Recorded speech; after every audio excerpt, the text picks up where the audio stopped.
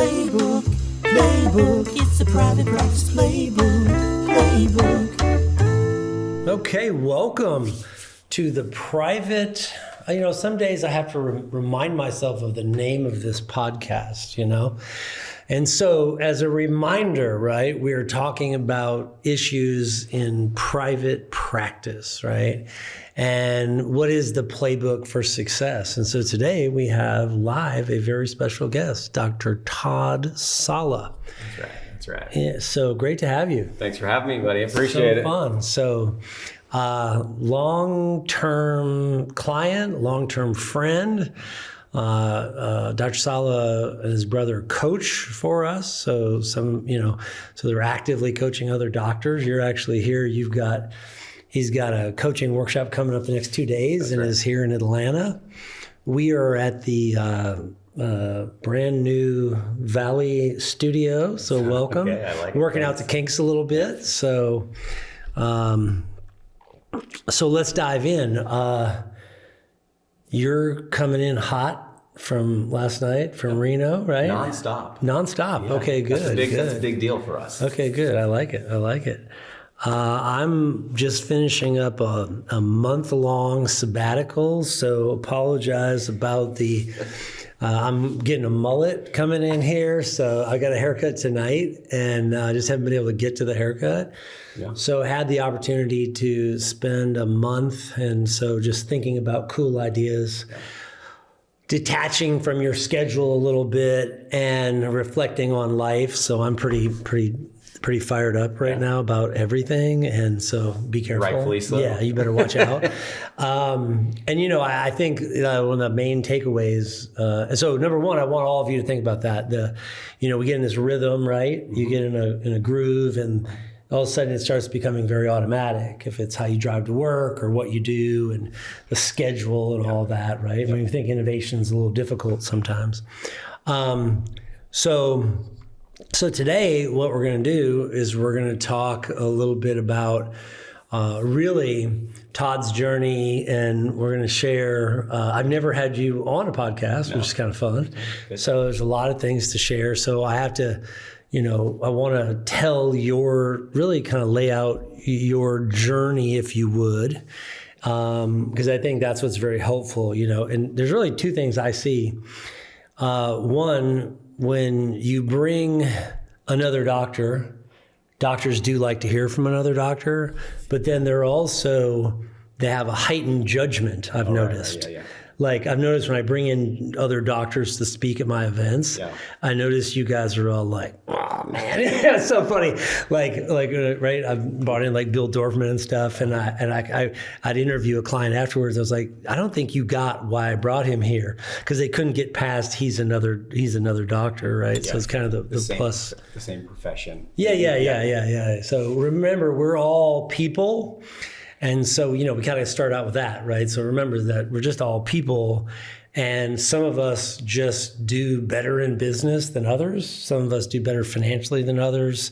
Some of us do better managing people than others, and all that kind of stuff. So, all right. So let's start to unwind your story. Let's do it. So, number one, you practice with your brother. That's true. Right? That's true. So and when I first met them, I never saw these two apart. I thought, these guys twins? What's happening, right? So, I mean, you guys really... Oh, for sure. Like, you are, like, tight, right? 100%, yeah. So, talk to me about that. So, first of all, your father was a dentist. Yep. So, give him a little bit of history about, before we get into your family and all that, but, like, the dental lineage that is the Sala family story. Yeah. 1912, University of Louisville, Kentucky. Great-granddad, 1912, wow. 1945, 1972 for my dad, 2002 for my brother, 2003 for me, and then my uncle went to University of Kentucky, and so he's kind of the black sheep. Everybody else went to University of Louisville. Okay. 110 years, something like that, 113 That's years. Crazy. Yeah, huge line. And Jason and I came back at dental school. Jason bought my dad's practice. In 2002, I bought half of the practice. My dad. So he bought it originally. Yep, because he was a year ahead. Okay. That's. I was going to say. I didn't know if that happened in a simultaneous transaction. No. Okay. Jason bought dad's practice.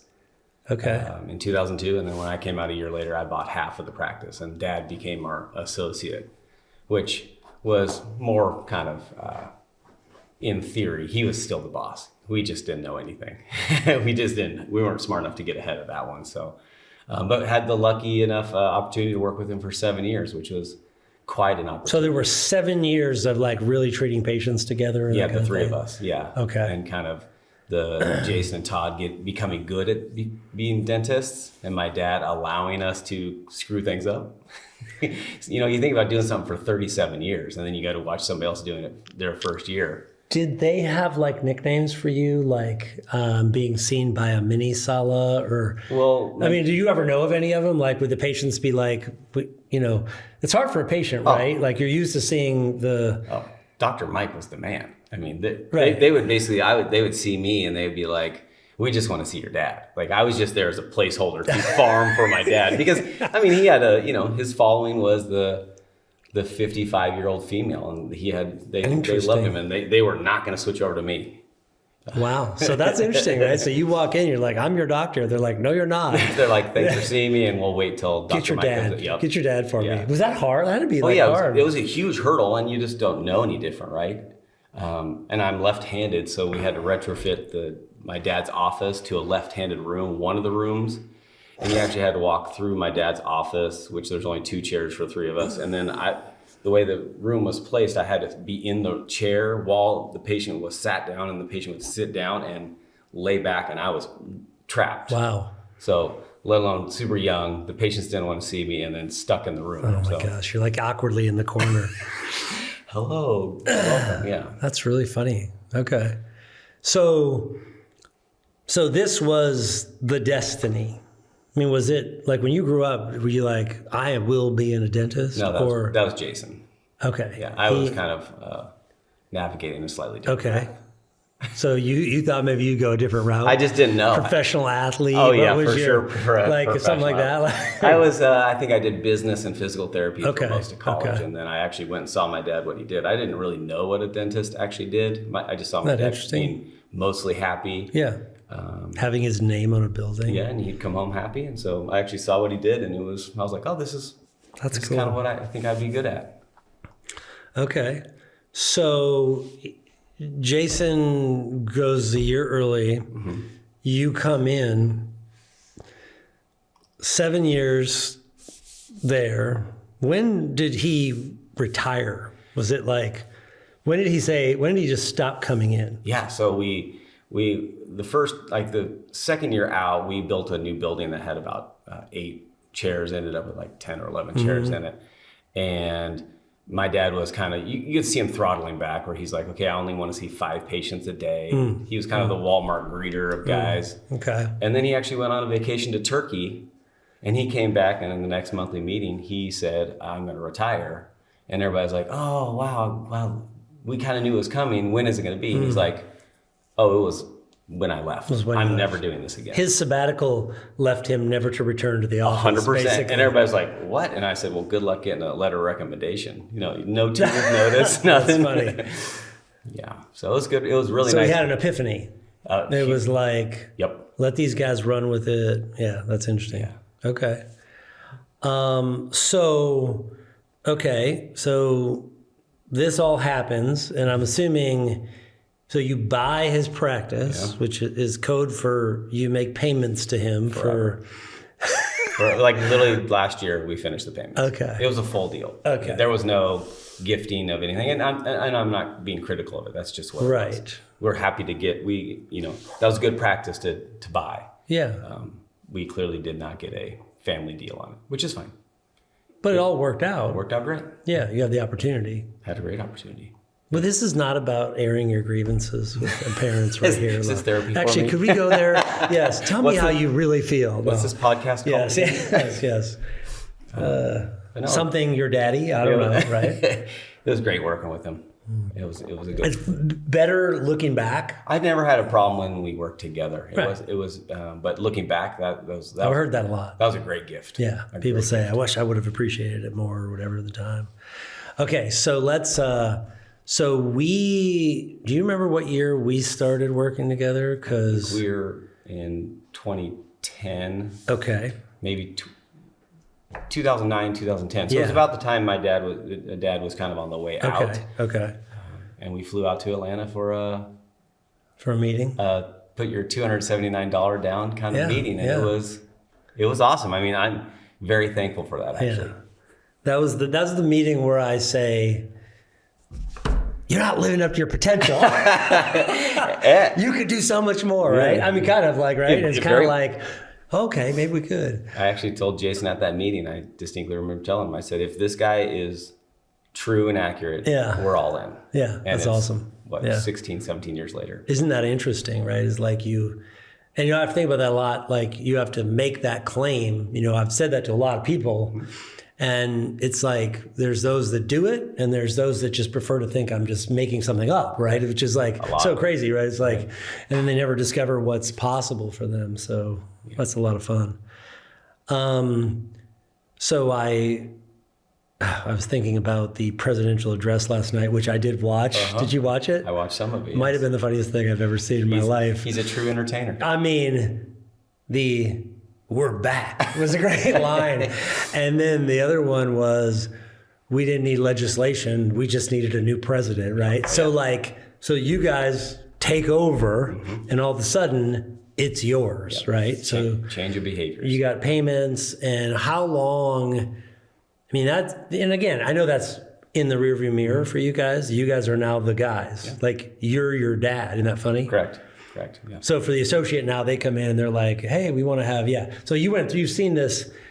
So you've actually gone through that, and then you guys have hired people to work in the office, and you've then seen that on the other side of it. Correct. I think the hill to climb over to get patient acceptance is lower for the newer doctors because there's more of them. There's less Todd only patients or Jason only patients now because it's spread. There's other doctors who have been there long, so they're actually gaining their own book of business. And so that hill is less hard to climb, but they still have to climb it. Yeah, if they don't know any different, it's okay. It's still hard, yeah. I felt terrible. I was, last week, I was doing a workshop in Phoenix, and Flint was doing a customer appreciation event, and this lady comes in, she finds me, and she says, I'm in the room with baby Geier. And I said, baby Geier. Number one, he's a grown man. Number two, he's bigger than me. I just thought it was kind of funny. I was like, I had some compassion for him right at that moment. I was like, did she really just say that? I thought, not to mention, so it's kind of, I could see where you would, so I think, you got to let them be independent. So, okay. So let's talk a little bit about some of the struggles and the things that you guys had to learn along the way. I think, if we go to current day, you guys are running how many operatories in that building now? 34. I was going to say, okay, so 34 operatories. This thing is like it's like if you see a house that's just been added on to with wings and wings, this is Sala Family Dental, right? Yeah. 34 operatories. Yeah. So again, and when you got it, you started with 8. Correct. Okay, so it's pretty awesome. And it's, it is what it is, right? It's a machine. So, if we bring you guys to that, just to kind of put it in perspective, now you don't see patients a lot anymore. Mm-mm. So are you really, really out? Or do you? So I think it's great because you're kind of going through the margin of life, things. We are in a dip of losing doctors. We lost, I think we're going to lose 3 in 6 months. So I'm kind of. You're going to go back. You're going to dust off the old handpiece. And I like to listen, stay away from Family Sala. No, just kidding. He's lost his touch. No, just kidding. There's that commercial where in TV that says, the guy's like, guess who got reinstated? That's it. So I come downstairs. I'm like, all right, I can do this. I know how to do this. But I like doing it. It's good. Yeah. Well, I think it's good to. It's helpful to see exactly what's going on, too. Yeah. But it's been a while, right? The last few years, you've been really managing and running the practice and other things. 4 full years. Yeah. Okay, so let's talk. So obviously, you go from inception to today. That's pretty cool, and you coach clients. So tomorrow you'll be, walking people through content, about growing, and so you've seen the flip of what I did to you, correct? Right? Very meaning you're now seeing a new person come into our program. You see them grow, come back. Okay. Yeah. It's fun. It's pretty cool. I mean, I think that it looks like a kind of a 3-year journey as a client of yours. And it's fun to see them kind of get through their own hurdles of the major breakthroughs. I think about it with my own breakthroughs with, being the client of yours as well. I'm thinking like 2010 committed, 2013, one of the events, I didn't know anything about cash flow. And then it took me about 4 years to really get into like actually understanding what is that? What is it, and not just going to the operatory to solve all the problems, but actually looking at a profit and loss statement. That was a huge turning point. Expanding the practice from 8 to 30 was a huge turning point.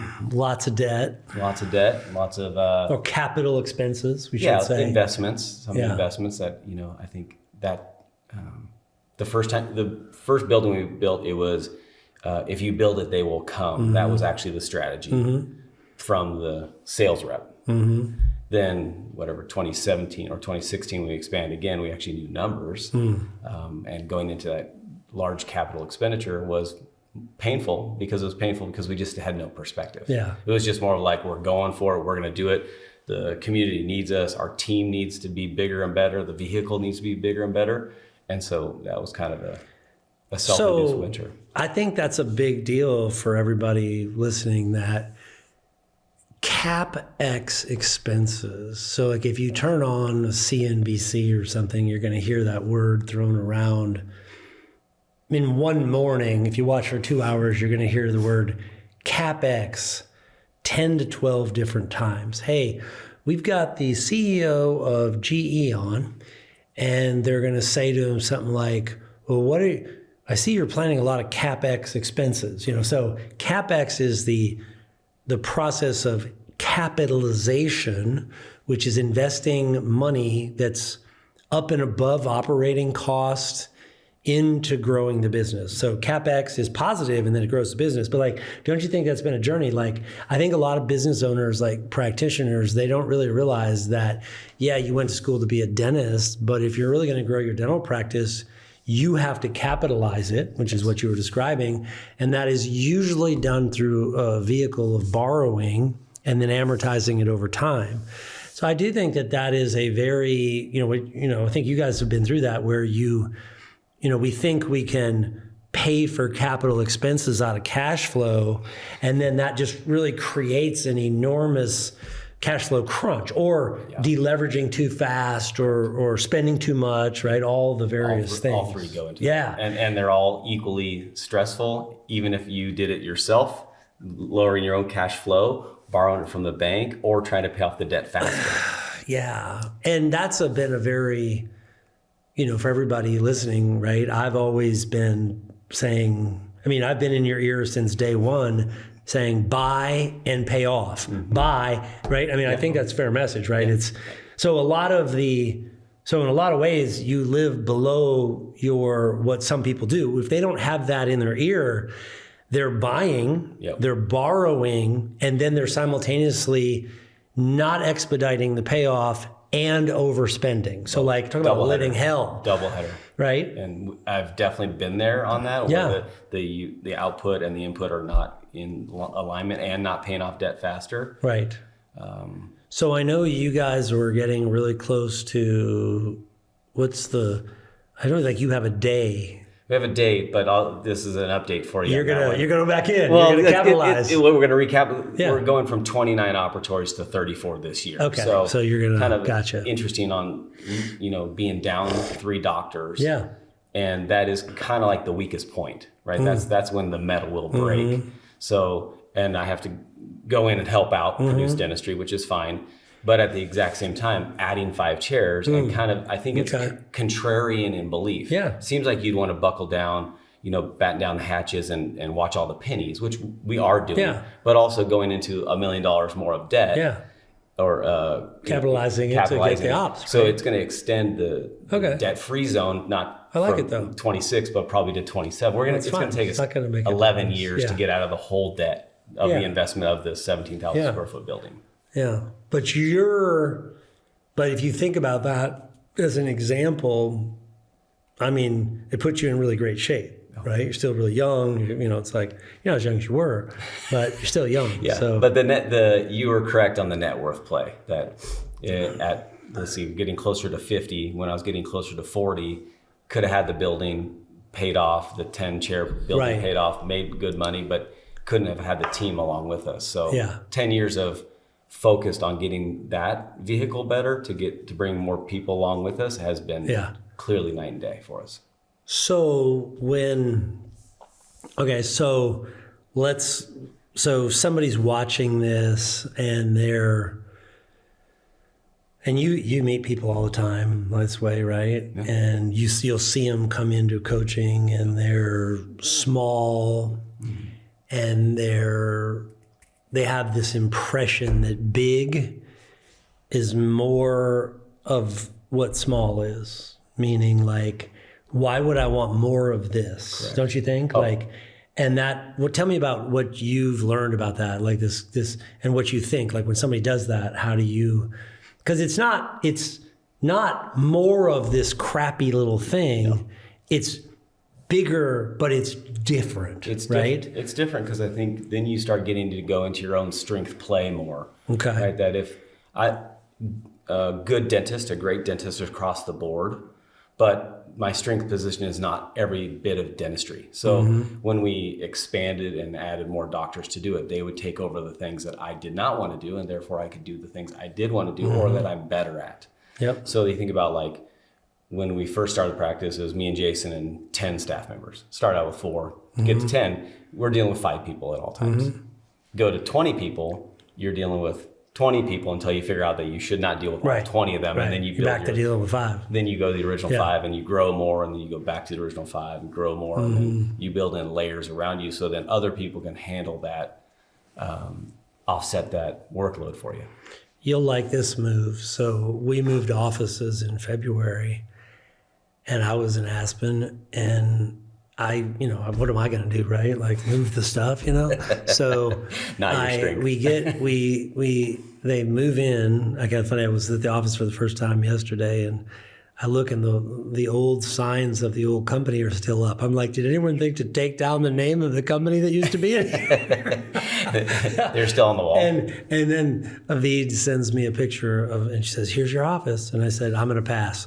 I was like, I just gave it away today. I was like, I went on sabbatical and I decided that I officially am retiring from going to an office in the office. Okay. Does that make sense? Uh-huh. And then I have an office a couple blocks from here, but it's kind of funny like that is like your dad. I feel like your dad, I came up and I was like, yeah, I'm not going back, it just doesn't make any sense. Like I don't need to be there. Yeah. You might go to a conference room there, but you're not going to have a place to park exactly. it. Yeah. We have some cool meeting spaces and there's like a cafeteria. You can just go meet out there. So I was like, because it's like, I think that's good. It's funny. And then, keeps you less obligated to it. Well, do you remember you've been in my old office at the headquarters? It was pretty palatial. It was. So they were at lunch. We had free lunch at Leah for lunch. I bought everybody lunch yesterday. And they're like, how do you like your new office? I'm like, well, it's missing a private restroom. It's missing a few things, You've become accustomed to like you have now. Because you actually. I do have that now as well. I went to their office one day and it was like, they were so funny. They're like, you got to see this.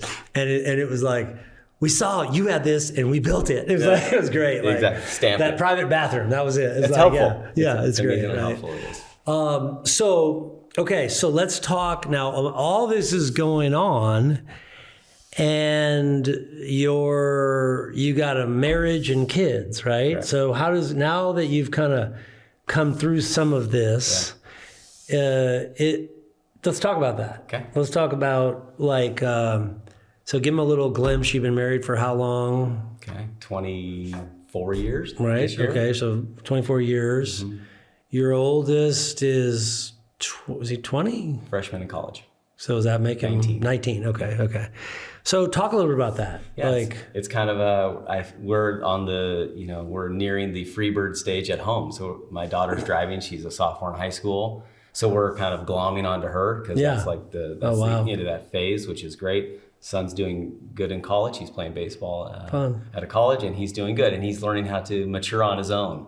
So that's neat. And right now it's just it's a good time, but it's also very different. Yeah. Right? Because that 20-year time frame is relatively the same. Yeah. You're going to go to work, Yeah. crank on things, Yeah. sink or swim, grind it out, get things done, find what you like. And now it's kind of like that phase is closing and it's opening up a new phase of life, which is not bad. It's just going to be a little bit different. But I think also, let's talk a little bit about your ability to be present, to be in their lives. Oh, yeah. How are you feel? I mean, you might not be at the stage yet where you can actually say, hey, I think I did pretty good. Right. You still may be questioning some of that. But you know I think that's fair with a 19-year-old boy. Yeah. Well, yeah, of course. Yeah, that's about 26 maybe. Is that when it happens? That's what they say. Okay. Mine, the frontal lobe starts to build. Flint never did that. You know, like it's funny. Like it was just like he was mature from the beginning. Like a little baby came out like a little. I wouldn't say Luke is that way. He's enjoying himself. Right. Yeah. Okay. That stage, that's good. But I think I think of running the practice for the kids were around for the majority of that. I don't think there was a time that I think I was overly invested in the business or drowning in the business, and I think it's a big I don't deal. think I was overly invested in the family either. I think that what they'd probably say is if we played this back for them in 5 or 10 years, they'd probably say it was a well-balanced childhood for them. They saw a dad that worked. Yeah. Me and Jason put in a lot of effort to it because that's what we want, and I think that's where potential gets played. It's a big deal. And I don't have any thoughts that I missed anything. I think you told us a lot about etched memories and focused time, and a lot of that. a lot of dad-daughter dates on weekends and stuff. So a lot of really, actually, way more stuff than I ever anticipated in my own brain. Just it was never there. It wasn't a thought. Yeah, I think that's for everybody. Thinking or listening to this, like you got to think that you don't want to trade a little bit of money for.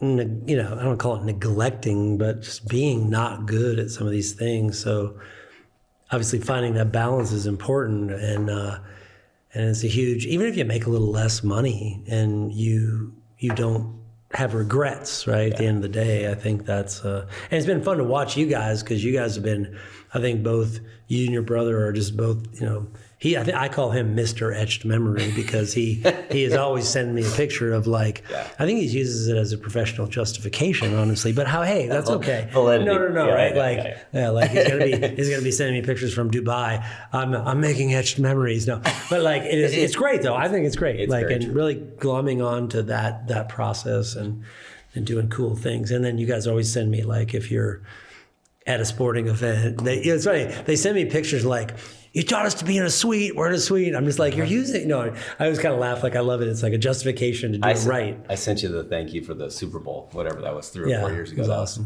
That was a hell of a trip.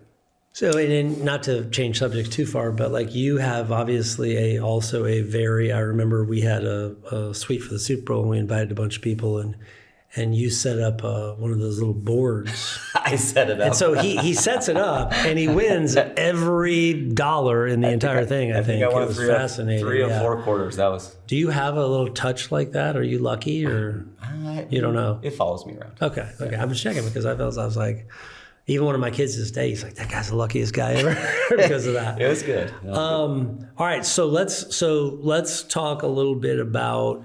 So you've had the opportunity to see the business now from the other side, right? It's like you guys have been through building the business to a certain point and continuing to do that, and pushing those limits beyond what you would have known, and then all of a sudden you have a conversation with somebody and it's like, hey, I'm a dentist, and you're like, okay, and then it's almost like a little bit unrelatable, right? When you tell them you're running 30 operatories, there's probably a bit of a what is that? What's wrong with you or whatever. And then you've also seen people take a stab at trying to do better and fail. Correct. So can we talk a little bit about what I obviously have a lot of observations, because I've had the great pleasure of watching people try to do better, and then people killing it. You know what I'm saying? So what do you notice about that cycle? Do you have any thoughts about, if I said, hey, what do you think it is? Why does somebody come and they get so much so fast and then others just can't seem to get it? Delegation comes to mind right off the bat. I think Too much control. Relinquishing that control, trusting the other person to do the job really well. That's what I see a lot of, is that they will offload it, but then they'll take it back. Or they want to be the hero, so they don't actually offload it. They might micromanage it. Is that control? Like at the end of the day, like is control? I mean, we say delegation, but isn't it that a controlling person is incapable of delegating? I mean, do you think that's part of like? I think it's a major. It can hold people back as a deficiency, but I still think that people can become delegators. But do you think dentists are perfectionists? Well, I think they're beat down for at least 4 straight years to become a perfectionist. And so I think that if they can realize that if they could offload some of the stuff to somebody else, they can actually get to the things they want to do more, right? And still be consistent with that precision of dentistry. Because it's a weird thing, right? So you're supposed to grow a practice. You have a blueprint to how to grow the practice, but then you're holding on to these little micro things along the way. And if they can figure out how to, which is challenging for me as well, but less challenging, I would say, due with personality style of mine. But I think but I think having sensitivity to why it's a struggle for other people, right? I mean, I think it's easy to, like, I think people look at people and, I know it's, one of the funniest guys is Howard Ferran, right? and every time I get with Howard Ferran, and he's sort of flattered, I think he must say this to everybody, but he's always like, oh man, you know what? He's like, he goes like, they look at you and they think something and they need to look at me. And he's like, look at me, like look at how I look. And it's always that kind of the average Joe, that movie Average Joe. For sure. So do you think, I mean, as I've watched you become more handsome as the years go on, you know what I'm saying? Like, but you know what I'm saying? Like, it's funny too, like people with a little bit of, like, you ever thought about, and it is funny, like there is something about, you watch people that have some resources, they get better looking over time, not usually worse looking. Yeah. And then people with who are just struggling at all fronts, they just become worse and worse and worse, right? I think there was a flashback on your Instagram on the Sketch Institute of Todd and Jason shaking your hand, I think after our first year with you. And I think we had these large baggy shorts on at the conference and some sort of monstrous polo shirt. And we probably were like, let's wear a collared shirt. Man. It's like now it's just total awkward. It's just horrible. It's a terrible. Like, actually, somebody sent it to me and they're like, what's going on here? And I was like, because it's doing the best we can. Cargo performance. Yeah, it was terrible. Like, that's fantastic, right? Well, when he walked in today, I was like, oh, I'm so glad you didn't wear a suit. I was like, I'd wear a suit all the time. So I was like, not today. Yeah. So let's, so kind of thinking about your dad goes off to Thailand, what'd you say? Turkey. Interesting spot. And so he reflects and he probably says, listen, these two are never going to do this if I don't get out of here, right? He probably is thinking a thought like that. He's like, I should get out of there. These guys don't have a chance if I'm sure to a degrry, right? I kind of look at that with Flint. Like I want him to take over a division and I need to just let him take it over. And I don't, so over the next, when I was on my retreat, I was like, hey, the next 5 years, he needs to run this division and he doesn't need me in it and I should be the consultant and I'll go do Practice Growth Institute and you know what I mean? I think it's a good idea. Like I made that, it's funny, I made that decision, right? It's like in the next 5 years, just transfer it. Let's talk about your kind of the future. So you're how many years did you say? 23 years. 23 of working. And so how do you compare like a day in the life of Todd Sala today versus the day in the life of that guy with the oversized polo and the cargo shorts. Yeah, You know what I'm saying? oh, like well, seriously, I mean- like how do you even, like how different is it, right? Like how, I mean, life is completely different. There's no doubt about it. I think I'll go backwards to a little bit of what I perceive as relatability within that, right? That when I was struggling with the cargo shorts and the polo, I still thought I was doing a good job at that time, which I probably was doing a moderately good job. yes, probably. But I think what it came back to is that trying to get good at what you do when you're smaller translates exactly the same to doing good at the small stuff when you're bigger, because if you don't have the foundation has to be there Right, when you're right. small to become big, because if you don't have the foundation there, which me and you have seen a lot, is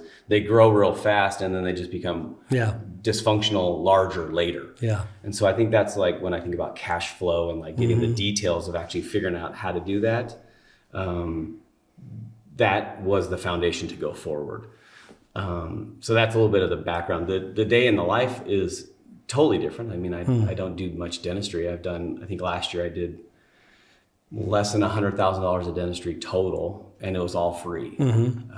So Interesting. and so the whole riddle is different, but understanding what it's like to be the dentist doing the work, because it is a very challenging profession, I think is the connectivity. Still, I think there is concern going forward in the next 23 of staying relevant, right? Because if you Sure. get far enough away from your own profession, Which I think going back to training patients is actually probably going to be good for you. it's probably not terrible, right? Yeah. You know, I mean, I at least get to see You it. learn a lot, yeah. Oh, I learned. I mean, it's fun actually. I got done with whatever February, and I was like, that was actually Yeah. kind of fun. I mean, it's interesting, as you know, it's like raising kids, that treating patients, you get an applause almost every single hour. Which is cool.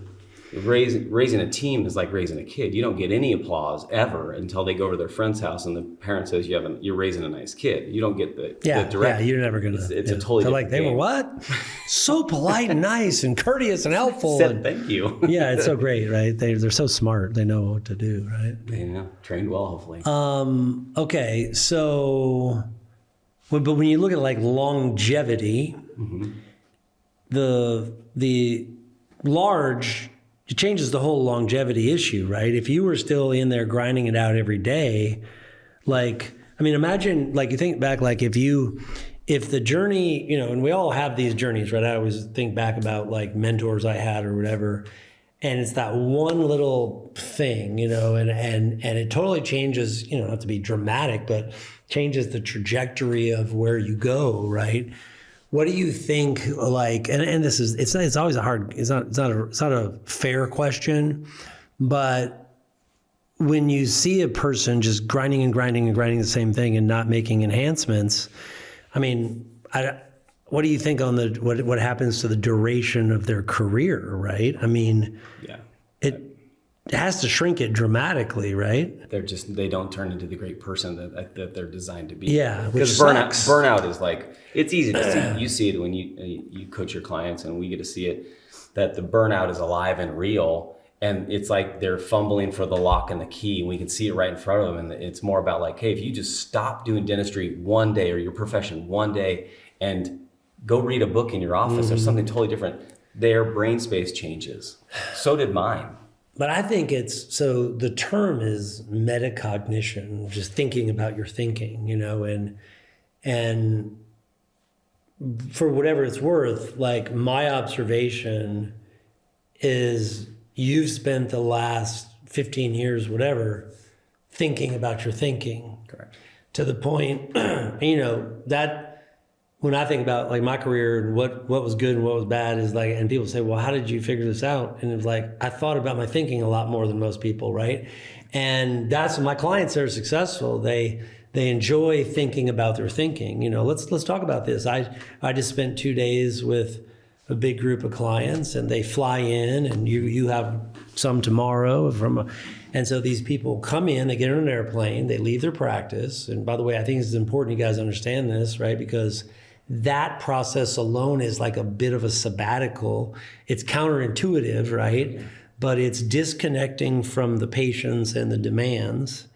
And then we walk them through a process of thinking about your thinking that causes you to go back and approach things differently. And so what I would say is, you guys, if you're listening or watching Todd, it's a byproduct of a lot of years of that.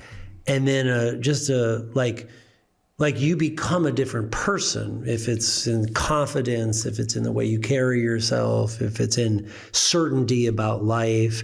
I mean, you and your wife came and we spent, 2 days in the Dominican talking about how to create a legacy, right? You go back, if I invited you to that 15 years ago, you'd be like, listen, I ain't got time for that. We got to talk about what am I supposed to do there again? Yeah, we got to talk about how to survive, tell right? Me the purpose again. And we're talking about how to be more philanthropic, or how to leave a better world behind, right? I mean, I think that's such a... Could you imagine like having that conversation 15 years ago? It probably wouldn't even come out of my mouth, and if it did, it would have been probably the worst sales pitch known to man. Because we're surviving, right? Correct. That's the one thing you got to realize. I don't want everyone to be, if you're listening to this and you're in survival mode, the hope is that you realize that there is if you put the work in and the time in, you can get out of survival mode.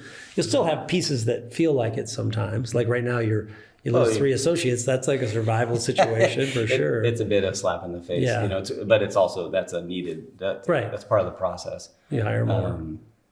Think about the self-induced pressure to put on yourself after doing the same profession as your family for 112 years. That's a lot, yeah. And then don't do that profession anymore. Yeah. Right. So like the space between doing something that your family's done for 100 and some odd years and doing it, and then being like, okay, I want to get good at it, and then 5 years, 15 years into your journey, you're just like, okay, let's run the practice of dentist.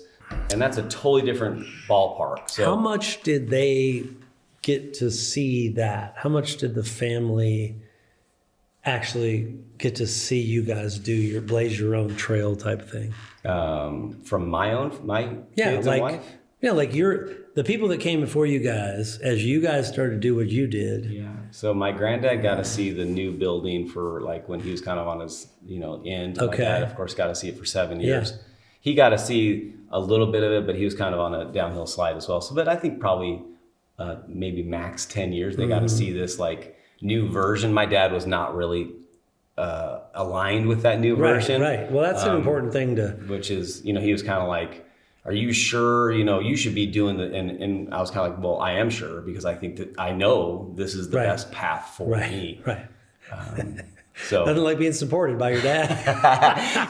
he was challenging the beliefs. I mean, you think about working hard for something for 30 some odd years. Oh yeah. My dad used to call my wife. She told me this years after. She said he would call me every Saturday, and she'd pick up the phone and they'd talk a little bit, and he'd say, when is Jay going to get a real job? Like he thought I should work for a company. Like, you were like, because that's what he did. You're a like, YouTuber. I'm like an entrepreneur, and he's like, when's he going to get a real job? Yeah, that Dominican Republic trip in January helped out tremendously. That's definitely awesome. Changed my, helped out with my wife for sure on getting out of her mom, because her mom career's ending. And getting her into seeing teacher world, and helped out her a lot. And we're actually going to go back in July. Good. So it was a lot of fun. It was great. That was a great trip. Like when you do this, like we took people down and showed them where we had built a dental clinic and where we send people on mission trips, and you kind of never know what the experience is going to be. But I think everybody in their own, and one of the things that we saw, and I will tell you this, that I think it is interesting too, that is, if you, as a doctor, if you decide you want to really have a great business, when you're the person you're married to can start to also feel uncomfortable with prosperity because they don't earn the money, and so it feels different. And I think I'm so shocked at how many of those spouses kind of pulled me aside and said, I really needed this, and I've been struggling with not yours, but like talking about like sort of almost like trying to contain their husband. Like he was so wildly motivated and so taking on things that the spouse becomes uncomfortable with it. So I do think for everybody, I know for me, like my wife wants no part of the spotlight. She doesn't want she really doesn't care about money that much. I mean, she has a lot of nice things. She likes nice things, but she kind of doesn't even think she does, which I find very ironic. My kids are kind of like, they laugh at her. They're like, "You, Mom." Yeah, you're like, you're very bedazzled, but but what I'm saying is that was never the driving. Like that wasn't that's what sometimes the conquest. Like as guys, we want to like do certain things, but you really make your family almost uncomfortable, right? I was thinking about, I used to show up and pick up Annabelle in middle school, and one day I'd pull up in a Ferrari and the next day a Rolls Royce. So the other day we were talking, she was like, oh man. And these high school boys would just be sitting there like, Annabelle, your dad is here, and she got to sheepishly walk to the car, and so I guess, so prosperity and success brings on some trappings that actually make other family members sometimes feel uncomfortable. Correct. Yeah, we're gonna bring our kids down in July, and so they get to see. Don't you think? I mean, it's a nice reset, right? That was it was profound too, because the Dominicans in nature were extremely happy people.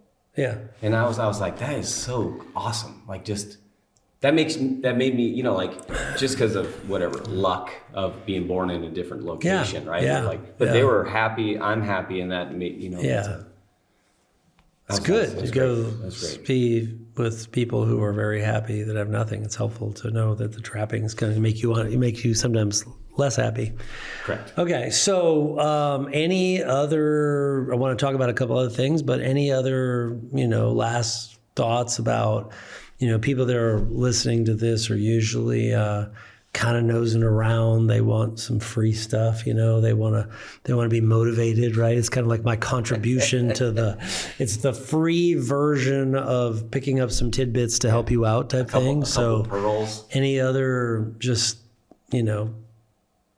last sort of, hey, these are things that I wish I would have known, or I mean, can we talk about being coached? I mean, because that's such a weird, right? Like, it totally changed my whole trajectory of life. Yeah. And allowing a coach to tell you the things that maybe you didn't want to hear, and being receptive of them, and also sometimes not wanting to hear them, and then also understanding that you got to hear that. But I think, and you got a kid playing sports, he's getting coached, right? I mean, you see it. Oh, he's get to see he's on his third coach, and he gets to see all different styles of coaching. Right? Yeah, and that's what I've telling him. I'm like, you're getting the perspective of those coaches who are trying to help, but they have different styles, and certain styles are better. Don't you think it's good when they have a bad coach? In hindsight, every once in a while. It's kind of like it really screws with their head. It's funny because, well, it's not funny. It's hard as a parent because you get to watch your kid, and that they're not actually They're not cranking the way they. Yeah. So I think, coaching for us is a non-negotiable. Yeah. That's a for sure thing. Being coached and coaching. That's really the highest level of, like, you got to coach to run a practice. You got to coach the team. I don't know how you do. I think that's why we see a lot of start and fails, or start, fail, and then boomerang, where they come back around because we have the epiphany to try again. That's funny. I think the part for me on it is the why to continue the journey became not about me. And I think that was the turning point for me when I was understanding that I'm going to be good. I'm already good. I'm better than I thought I was ever going to be. I don't know if that's just a low bar initial theory, but either way, it's above that bar. So now when I think about things, when I wake up, like, this morning, I'm thinking about how can I help the people around me become better. And that's the motivation for me and Jason to continue the journey, right? Because we can see a stall, and stalls are fine, but I want to go up to the next level and bring more people with me to have that effect, right? I got to see my dad's practice for, it's 51 years in practice. I got to see my dad's, and we have a couple long-term employees, and I know they're in really good spots in their lives. Yeah, and it makes me super happy. But I think about the people I want to affect. I want them to be in an even better spot, and I think that would be one of my things. Is that's cool. When it stopped becoming about me, I was kind of like, well, my journey's good. If I continue this path, forward for whatever it is. My goal was $5 million at 55. Yeah. When we started at 35, that was the end all be all goal. That was the end of your, that was it. That was the period on the end of the sentence. And so, I think so it's there's a bigger vision. Much bigger vision. I feel like once that door opened up, then you look at that next room and you're like, well, I didn't even know this room existed. And now this is a very fun room to play in. I love that. Well, and here you are, this is a contribution. You didn't get paid anything to do this. So you're, not like I pay you to be on here. So this is free work, for both of us. This is trying to help people out, right? This is what's so great. You can take some time to share with them. So let's, talk to me a little bit about you guys have a buying group, which I've referred lots and lots of people to and has been great. And we're in the midst, actually, this year, our whole, I don't want to say the whole program, but I'm theming the year on margin, not margins, but like margin of money and time. So we're in the midst of like I did a call last night. We're just starting, and then like every month I'm doing a call on margin and coaching, and the correlation between time and freedom of time, and then freedom of money, which are the two things that it's so funny I don't have one with me, but in my diagram of my purpose, those two have kind of subtly right in there, right? And it's what I saw every client wanted, but they couldn't articulate it, right? So if you said, what do you want? It's kind of like your goal, just $5 million, $5 million at the top of the mountain, but really that's now, like if I said to you,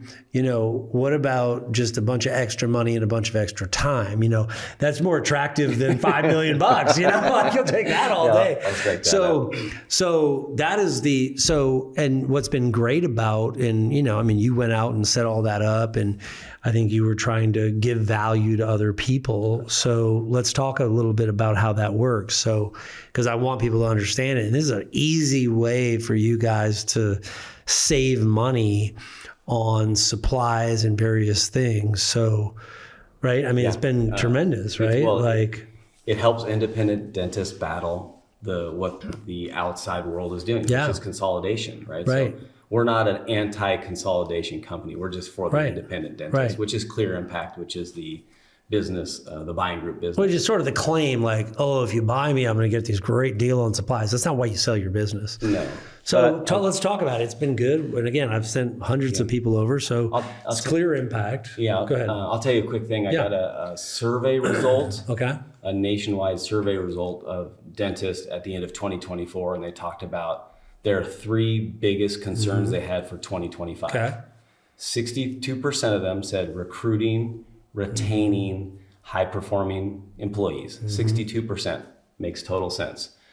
52% of them said insurance reimbursement or reimbursement was low, and 47% of them said overhead Costs, yeah. So you think about retaining and attracting the providers, which I know you got going. I'm doing an event in June on that subject for that reason. I thought it's kind of cool. So 62% of the people agree with that, and then 47% of them say that overhead is a problem. Inflation clearly has gobbled into. For sure. So what Klear Impakt does is it's a buying group that helps you save money on supplies, right? You think about like when we talk about 2012 of cash flow. I didn't even know what a profit and loss looks like. Yeah. Now you look at 6,200 on your profit and loss. You want it to be at below 6%, and the easiest way to do it for an independent dentist is to sign up for Klear Impakt. The thing about it is, it's $250 a year. Okay. I mean, that's nothing. It's literally nothing. You get better discounts through Henry Schein on their supplies. Okay. That's by far the biggest one. Okay. You'll make up the $250. On average, our clients save about $12,000 a year in supplies. And listen, I mean, I think this is where I go, I have to sit here and say to somebody like, it's maybe the 12,000 isn't life-changing, but every time you do something like that, it sort of supercharges into another area. Correct. And every time you say, that's not worth a little bit of effort, that supercharges into an area, and then Parkinson's law takes over. Yeah. So I just would remind everybody that, like, if you're poo-pooing saving $12,000, you have a problem. I mean, and I think people think like, well, once you become, whatever your definition of rich is, do you stop paying attention to money? And the answer is no, you pay attention to money more. Well, I think that's important, right? It's like you just fall harder when you stop paying attention more, right? Yeah, you larger. You have more commas and zeros, and when you don't pay attention to the 1 or 2%, it hits harder. So Klear Impakt is an easy way. It's $250 a year for it. There's within that umbrella, you get discounts on lease negotiations, insurance, like dental. All the things that they're saying they're going to do for you, and they have to take all your equity to give to you. Correct. Yeah, which is why I like it. Yeah, it's all the so things. So how do they do it? Where do they go? What's the ClearImpakt.com. Spell it out. KlearImpakt.com. ClearImpakt.com. It's join now. It's like 12 boxes. It'll take you. What's with the 5 minutes. impact? What's with the spelling? You obviously couldn't get the regular one. I don't know. I think it's just to make it more confusing.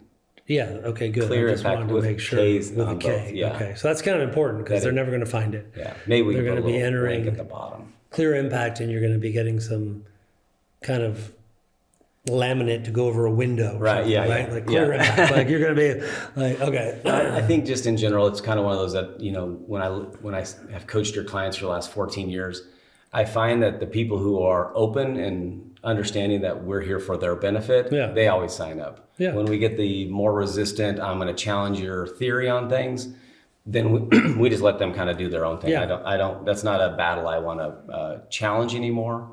We also have within Klear Impakt, there's a Elite Dental Alliance, which is has Benco as one of their providers. I think they have like 150 different vendors. Okay. And then the last one is DC Dental. So the person who wants to do the DIY, I want to do it all on my own, I want to order supplies on it, we have that option for them now too. Okay.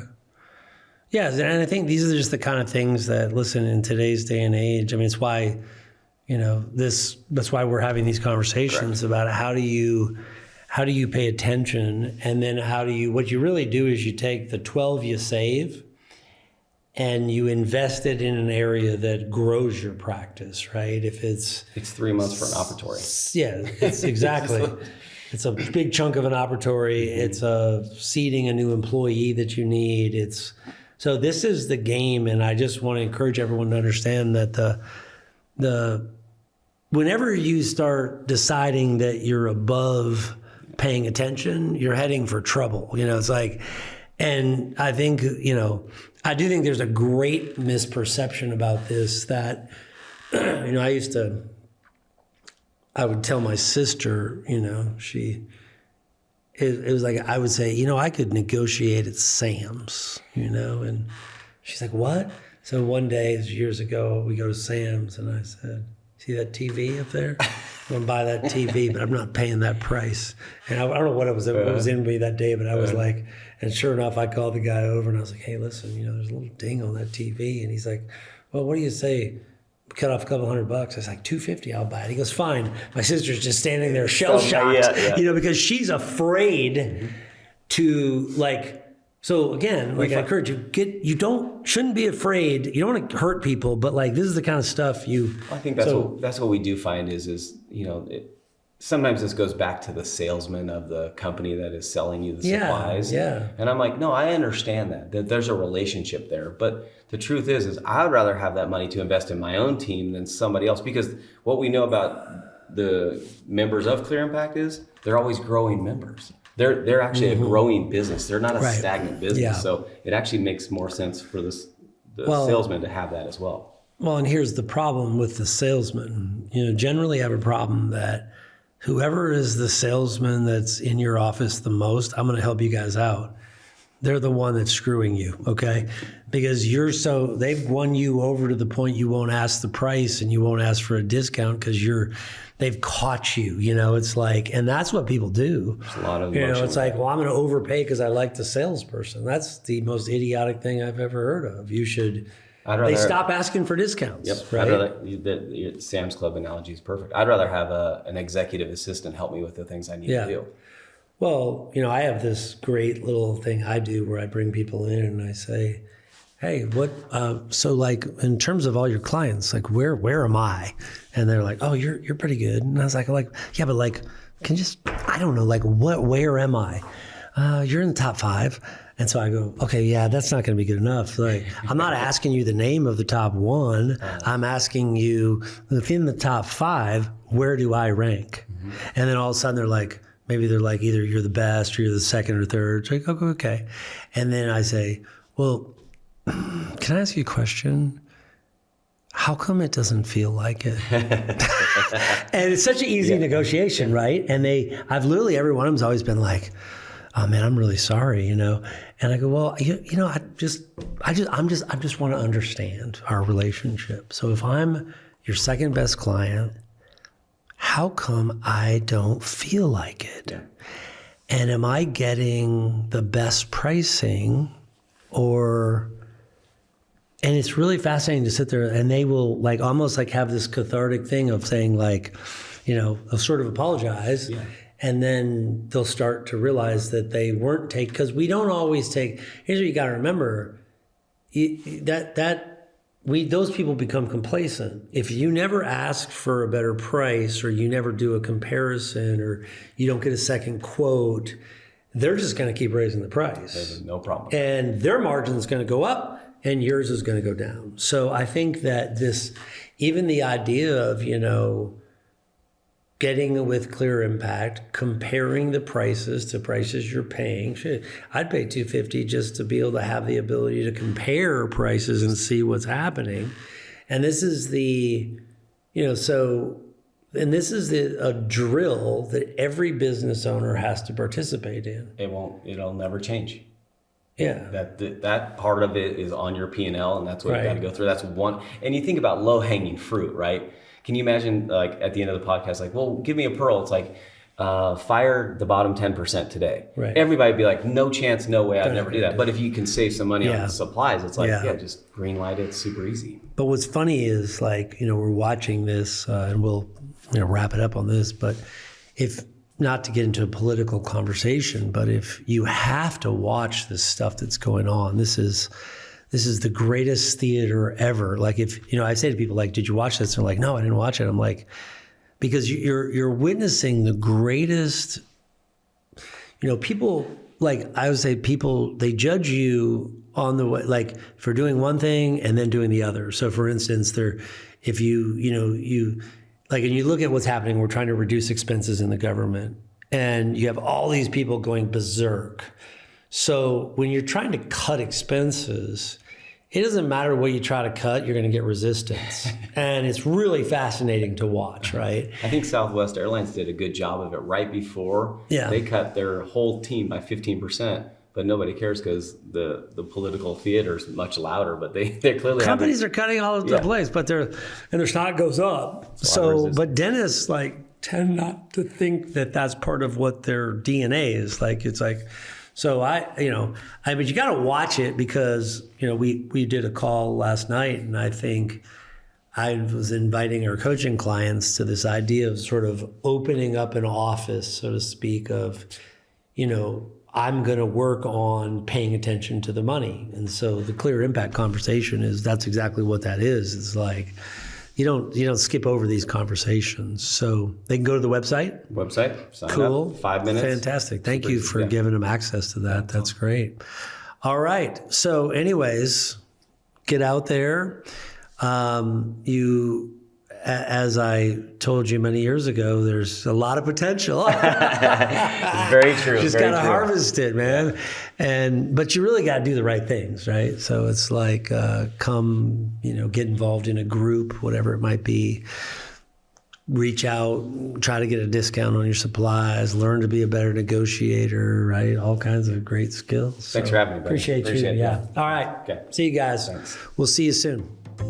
Thanks so much for checking out this episode of the Private Practice Playbook. For clips of this episode, go ahead and check out the YouTube channel. If you enjoyed what you heard today, make sure to subscribe to the podcast at podcastfordoctors.com to unlock subscriber-only bonus episodes. Find our links below in the description.